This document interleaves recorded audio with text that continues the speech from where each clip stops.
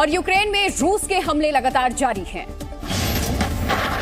रूस ने यूक्रेन की राजधानी कीव में भीड़भाड़ वाले इलाकों की इमारतों पर हमला किया। हमले के बाद कई बिल्डिंगों में आग लग गई और आसमान पर काला धुआं छा गया। रूसी हमले का यूक्रेन ने मुंहतोड़ जवाब दिया। यूक्रेन ने रूस के 37 ड्रोन मार गिराए। यूक्रेन ने दावा किया कि हमले में शामिल 85% रूसी ड्रोन को मार गिराया गया है। रूस ने यूक्रेन के मिकोलेव शहर में ड्रोन से हमला किया। रूस ने यूक्रेन के तेल डिपो को निशाना बनाया। रूसी हमले में तेल डिपो तबाह हो गया। ईरान में महसा अमीनी की मौत के बाद हिजाब विरोधी प्रदर्शन उग्र हो गया। प्रदर्शनकारियों ने एवन जेल के बाहर प्रदर्शन किया। जेल में आग लगने से मरने वालों की संख्या बढ़कर 8 हो गई है। ब्राजील के स्टार फुटबॉल खिलाड़ी नेमार के खिलाफ भ्रष्टाचार के आरोप में दर्ज मुकदमे पर सुनवाई हुई। दूसरे पक्ष ने कोर्ट से नेमार पर 5 साल की सजा सुनाने और जुर्माना लगाने की मांग की है। और दिल्ली महिला आयोग की अध्यक्ष स्वाति मालीवाल के घर पर खड़ी गाड़ियों के शीशे टूटे मिले हैं। क्षतिग्रस्त गाड़ियों की तस्वीरें खुद स्वाति मालीवाल ने ट्वीट की और दावा किया कि उनके घर पर हमला हुआ है। स्वाति मालीवाल के मुताबिक उनकी गैर मौजूदगी में कोई हमलावर घर में घुस आया और उसने गाड़ियों में तोड़फोड़ की। हमले में स्वाति और उनकी मां की गाड़ी के शीशे टूट गए। स्वाति मालीवाल ने गाड़ियों की तस्वीरें ट्वीट की और लिखा कि कुछ भी कर लो लेकिन मैं डरने वाली नहीं हूं। इस मामले के सहारे सीएम अरविंद केजरीवाल ने दिल्ली की कानून व्यवस्था पर सवाल उठाए। केजरीवाल ने ट्वीट किया कि उम्मीद है एलजी साहब थोड़ा समय कानून व्यवस्था को ठीक करने के लिए भी देंगे। खबर मिलने पर दिल्ली पुलिस की टीम स्वाति मालीवाल के घर पहुंची। वहां से पुलिस ने सचिन नाम के एक शख्स को गिरफ्तार किया है। बताया ये जा रहा है कि इस शख्स की मानसिक हालत ठीक नहीं है।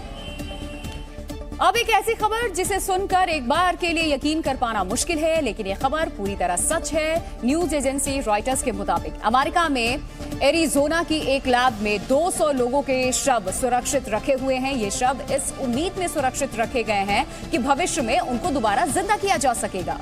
लैब में रखे गए इन 200 लोगों की मौत किसी न किसी जानलेवा बीमारी की वजह से हुई थी। उम्मीद जताई जा रही है कि भविष्य में विज्ञान इतनी तरक्की कर लेगा कि इनको होने वाली बीमारियों की दवा ढूंढ ली जाएगी और तब इन शवों को उन दवाओं की मदद से दोबारा जीवन मिल सकेगा। इन शवों का रखरखाव एरिजोना की कंपनी एल्कोर लाइफ एक्सटेंशन फाउंडेशन कर रही है। एल्कोर की लैब में सभी शवों को लिक्विड नाइट्रोजन के सिलेंडर में रखा गया है ताकि उनके शरीर को कोई नुकसान ना हो। ये सिलेंडर कांच के बने होते हैं जिन्हें लैब के अंदर बेहद कम तापमान पर रखा जाता है। जिन लोगों के शवों को नाइट्रोजन सिलेंडर में रखा गया है उनमें थाईलैंड की 2 साल की बच्ची माथेरीन भी शामिल है, जिसकी मौत 2002 में ब्रेन कैंसर की वजह से हुई थी। जानकारी के मुताबिक एक शव को संरक्षित करवाने के लिए $2 लाख यानी कि करीब 1 करोड़ 60 लाख रुपए का खर्च आता है। ऑस्ट्रेलिया में हो रहे T20 वर्ल्ड कप में भारतीय टीम ने शानदार शुरुआत की है। टीम इंडिया ने ऑस्ट्रेलिया को प्रैक्टिस मैच में 6 रनों से हरा दिया है। पहले बल्लेबाजी करते हुए भारत ने ऑस्ट्रेलिया को 187 रनों का लक्ष्य दिया, लेकिन कंगारू टीम 180 रनों पर ही ऑल आउट हो गई। इस मैच के असली हीरो मोहम्मद शमी रहे, जिन्होंने जसप्रीत बुमराह की जगह टीम में शामिल किया गया है। इस मैच में आखिरी ओवर शमी ने डाला और जीत के लिए जरूरी 11 रन नहीं बनाने दिए। शमी ने आखिरी ओवर में केवल 4 रन दिए। जिस तरह से 11 रन उन्होंने बचाए और सिर्फ 4 रन अपने ओवर में दिए और 3 विकेट निकाले और भारत को जीत दिलाई, तो एक बड़ी चिंता हम कह सकते हैं कि भारतीय फैंस की, राहुल द्रविड़ की, रोहित शर्मा की, भारतीय टीम मैनेजमेंट की दूर हुई है। ईरान की राजधानी तेहरान की एवन जेल में लगी आग में अब तक 8 कैदियों की मौत की खबर सामने आई। ईरान सरकार ने एक बयान जारी कर इस घटना की जानकारी दी, जिसमें बताया गया कि एवन जेल में आग लगने के बाद 4 कैदियों की मौत दम घुटने की वजह से हुई। इस हादसे में जेल का एक हिस्सा पूरी तरह जल गया। आग लगने के बाद सभी पीड़ितों को जेल के दूसरे हिस्से में शिफ्ट किया गया, जहां डकैती से संबंधित अपराधों के बाकी कैदी बंद हैं।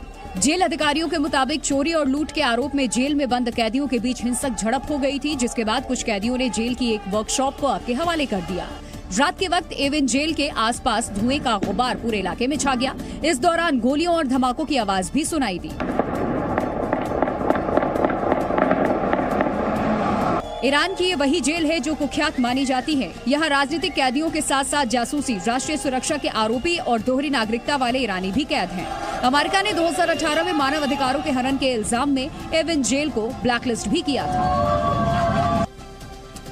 समाजवादी पार्टी के संस्थापक मुलायम सिंह यादव की अस्थियां आज हरिद्वार में विसर्जित कर दी गई हैं। एसपी प्रमुख अखिलेश यादव ने अपने पिता की अस्थियां गंगा नदी में विसर्जित की। इससे पहले नमामि गंगे घाट पर अस्थि विसर्जन का पूजन और कर्मकांड हुआ, जिसमें अखिलेश के अलावा उनकी पत्नी डिंपल, चाचा रामगोपाल और शिवपाल सिंह यादव, भाई धर्मेंद्र यादव समेत परिवार के कई सदस्य और करीबी मौजूद थे। उसके बाद विधि विधान से मुलायम सिंह यादव की अस्थियां गंगा में विसर्जित कर दी गईं, जिसके बाद अखिलेश यादव ने गंगा में डुबकी लगाई। अस्थि विसर्जन के लिए अखिलेश यादव, पत्नी डिंपल यादव और तीनों बच्चों के साथ हरिद्वार पहुंचे थे। इस दौरान कार्यकर्ताओं का भी जमावड़ा लगा रहा। और इससे पहले एसपी प्रमुख अखिलेश यादव मुलायम सिंह यादव के अस्थि कलश के साथ परिवार समेत देहरादून के जॉली ग्रांट एयरपोर्ट पहुंचे। इस दौरान बड़ी संख्या में पार्टी कार्यकर्ता एयरपोर्ट पर मौजूद थे। अस्थियां पहुंचते ही जॉली ग्रांट एयरपोर्ट नेताजी अमर रहे के नारों से गूंज उठा। अखिलेश यादव निजी विमान के जरिए जॉली ग्रांट एयरपोर्ट पहुंचे थे और यहां से सड़क मार्ग से हरिद्वार के लिए रवाना हुए। अखिलेश परिवार के सदस्यों के साथ आज सुबह ही सफाई से ही हरिद्वार के लिए निकल गए थे। सफाई हवाई पट्टी से एक निजी विमान के जरिए पूरा यादव परिवार और नेताजी के करीबी लोग हरिद्वार के लिए रवाना हुए। गुवाहाटी में एक हाथी जंगल से निकल करके बच्चों के पार्क में पहुंच गया। असम के गुवाहाटी में चिल्ड्रन पार्क में हाथी की मस्ती का वीडियो सामने आया। हाथी बच्चों के झूले के साथ मस्ती करता दिख रहा है।